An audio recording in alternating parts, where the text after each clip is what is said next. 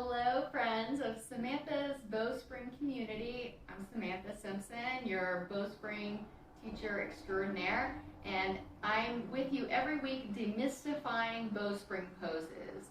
So maybe you've done regular yoga before and you want to foray into the benefits and the healing that's available in Bowspring, but you've looked at it before and you tried it and maybe it didn't feel right or you didn't understand it.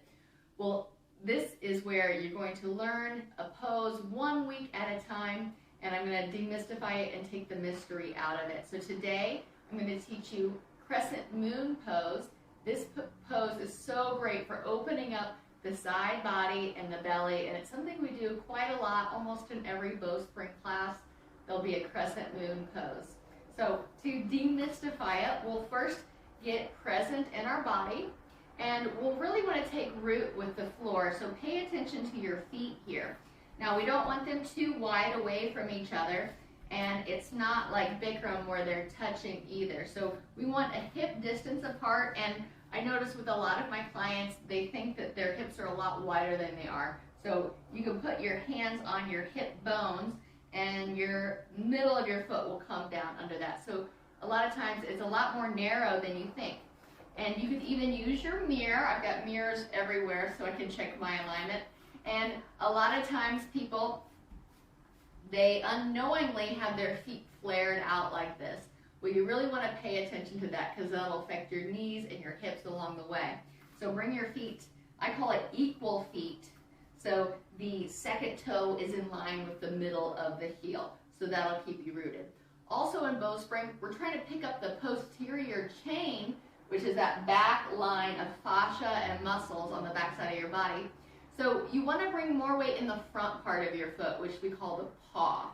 So you'll have to retrain yourself. If you're used to regular yoga, you're used to standing in your heels and locking your legs out. We're not doing that anymore, and I'll show you the difference from the side. So this is standing in the heels, locking the legs out. A lot of times you might get a puffiness behind the knee if you've had a habit of doing this, if you stand and wait like this. So we'll go the other direction. We'll bring the body weight into the front part of the feet and a slight bend behind the knee.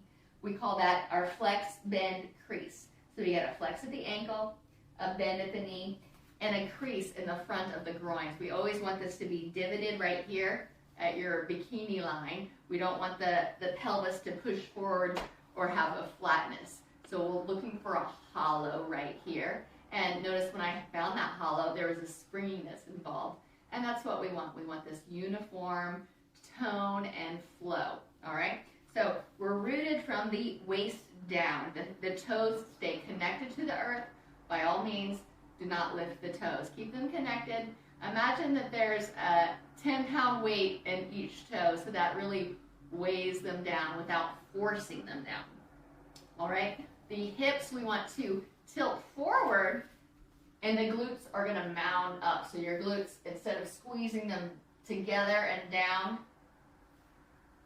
they mound upward. And that is an action that you'll pull energetically up from the floor. I'll teach you about that later in another video about the dig drag. So we're not going all there today, but just get the feeling that your glutes are moving up towards the sacrum, okay? Just trust me on this one. All right, and now we'll skip to our rib cage. In Bowspring, we want to keep a radiant rib cage. What does that mean? It means we're pushing out in all directions. So we want a wideness, a broadness of the ribs, even the base ribs or the lowest ribs. So reach around and feel your ribs.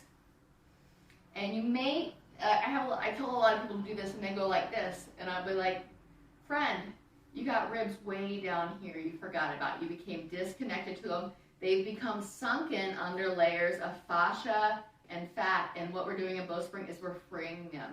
We're opening them out. We're pushing them to the surface because what's beneath them?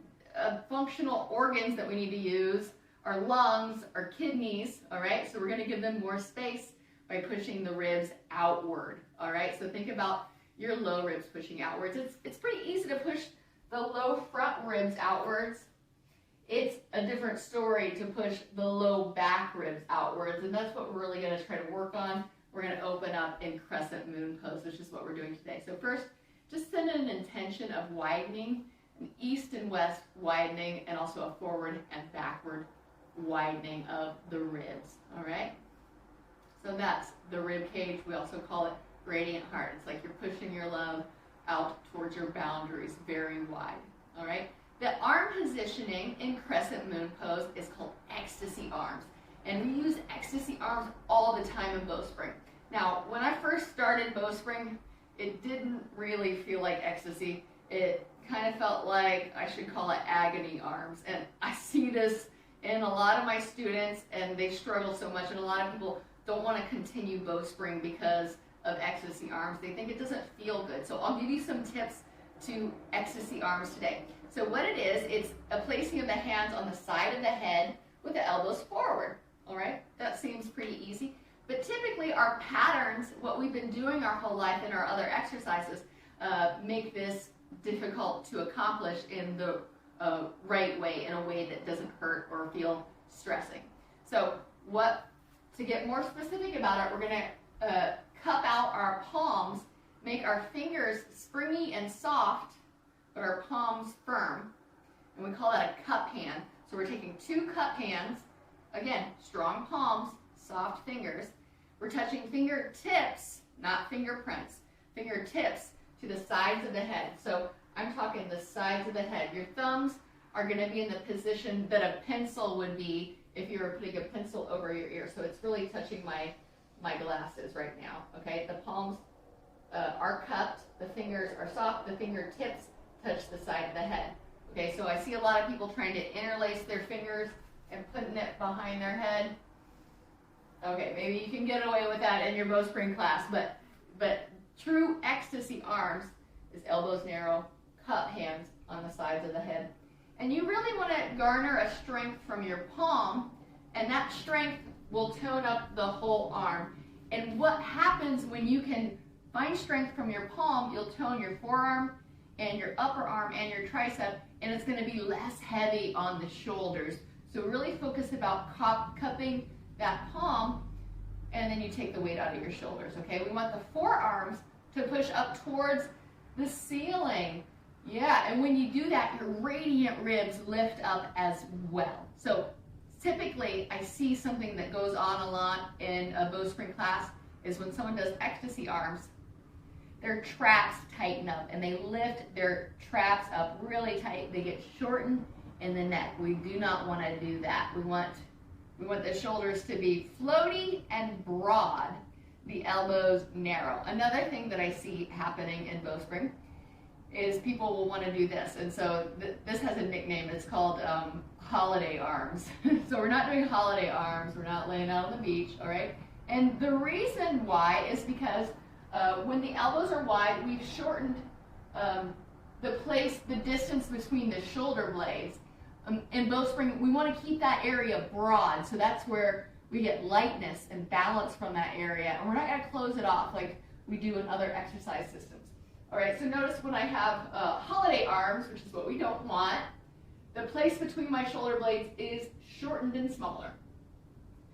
Notice what happens when I wrap the elbows forward. Yes, I get nice and broad there. I can think about that broadness going to the low back as well, and I'm really filling in that rib and that lung area, all right? So cup hands come to the side of the head, ecstasy arms, all right? You don't want to push them forward either and collapse your front heart. We want to stay broad on the front and on the back. So broad shoulders, and it's a lifting from underneath, all right? Lift the forearms to the sky. Stay rooted in your hips, all right? So the toes are down, ankles flexed, knees bent, and there's a crease in the hips. The hips go back, the glutes mount up, and the forearms move toward the sky. It's like our upper half of the body is going up, the lower half is rooted down, all right? So we're set up just in the right place. To inhale, and then exhale, root, bend your knees. One more time, inhale, lift the forearms to the sky. Don't lose the crease in the groin. And crescent to the right. Make this a pure lateral crescent, all right? Keep your chin between both elbows. So the tendency here is the chin starts to turn towards the sky and it torques your neck. We don't want to do that, all right? So chin between the elbows. Another tendency is to collapse on the side we're bending towards.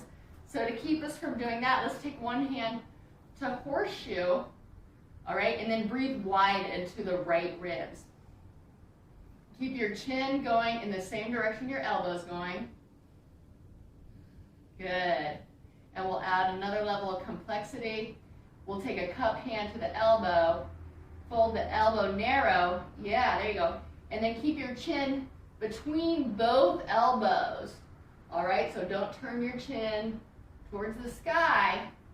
All right, as you pulse, stay long in both sides of the waist and open up, especially on the left side of the body. Yeah, there you go. Inhale, come back up. Both hands come back to ecstasy. Many times a beginner will have a hard time filling in the back part. I know I did when I first started Bowspring. Anytime I would lift my arms up to ecstasy, I would cave in that area. And if you don't know if you're doing that or not, send me a message, send me a picture, I'll let you know, or you can check the mirror out. So what I had to do was to bow to bow. So it's a little Bowspring trick. So ecstasy arms, and then we bow, so chin to chest, okay? This is not intrinsically a Bowspring move, but we're doing it intentionally to puff up the place between the shoulder blades. Okay, maintain that, and then press the head back. Then we've got a fullness of the back part, a broadness of the shoulders, an openness of the belly and the throat. And then I'm going to take that, exhale, root. Inhale, rise the forearms towards the sky, and crescent to the other side. All right, it's easy to arc dark, which means collapsing the side you're arcing towards, but we're not going to arc dark. We're going to stay long on both sides, opening up the right side ribs this time. I can take a horseshoe hold, and that horseshoe, that long horseshoe arm is going to prevent me from arcing dark. All right, belly's long. Yeah, opening up the sides of the body the sun don't see. I'll take a hand to elbow, wrap the elbow narrow. Oh, and then I find more opening in the back right lung area. I'll keep the chin equal between both elbows. Again, the tendency is to twist the head, but we don't want to do that. Rooting and rising with our breath. Inhale, come back up. And then we'll just do a pure crescent.